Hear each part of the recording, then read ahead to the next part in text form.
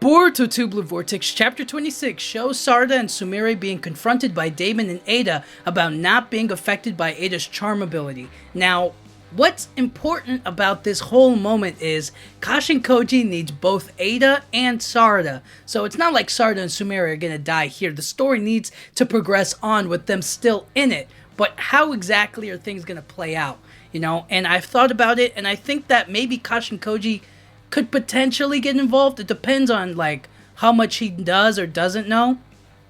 And it's kind of happening at the same time he's explaining to Shikamaru about like how to prepare for the Shinju's coming in. But once he does that, maybe he does like a mind transmission jutsu to Eida, and then he'll have to do a mind transmission jutsu to Sarada and Sumire, talking about like the situation and like maybe they should hold back, or you know, it's kind of unclear how he's gonna handle that.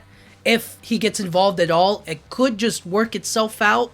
Again, I think that the likelihood of Eida or Daemon killing them is pretty low, but at the same time, it's not impossible or hurting them or coming to some sort of deal. So overall, I think that maybe Kashin Koji would be the best, like, you know, middle person, the middleman to kind of like separate the two of them and let them both know that like, hey, so, Eida, you can't exactly hurt them or kill them because they're important later on down the line. And Sarada and Sumire, you weren't going to kill or hurt her anyways, at least not now. So, can we all just settle down? I feel like that's more so the kind of direction that we're looking towards. It's not so much of a, what do you call it? It's not so much of a, right here, right now, we need to do it. You know what I mean? It's more so like, right here, right now, something has been exposed, and we need to figure out how to deal with it so that way we can move forward and deal with the real threat.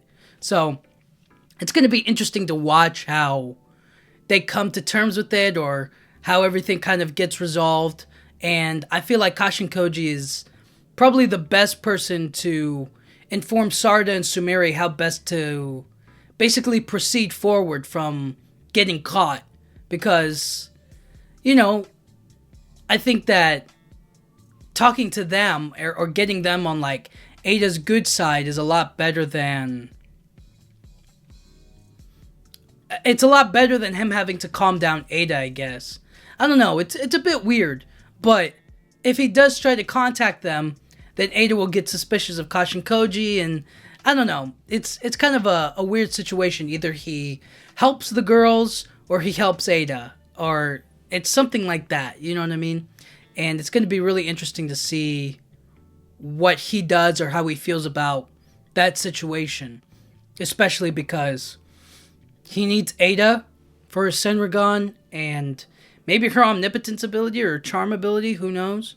And then he needs Sarada for a Mangekyo Sharingan. It's unclear what he needs Sumire for. Maybe for cooperation with Amado? You know what I mean? It could be that. It's really, there's no telling what could happen, but I'm interested to see Kashin Koji try to like resolve things, or if he is going to resolve it, how is he going to do it, you know? So let me know what you guys think. Do you think Kashin Koji is going to intervene, try to talk down Eida, or try to like plan something with Sarada and Sumire, or do you think that he stays out of it and they kind of handle it themselves and everything works out in the end? You know what I mean? Let me know what you guys think. Thank you guys so much for watching. Yeah.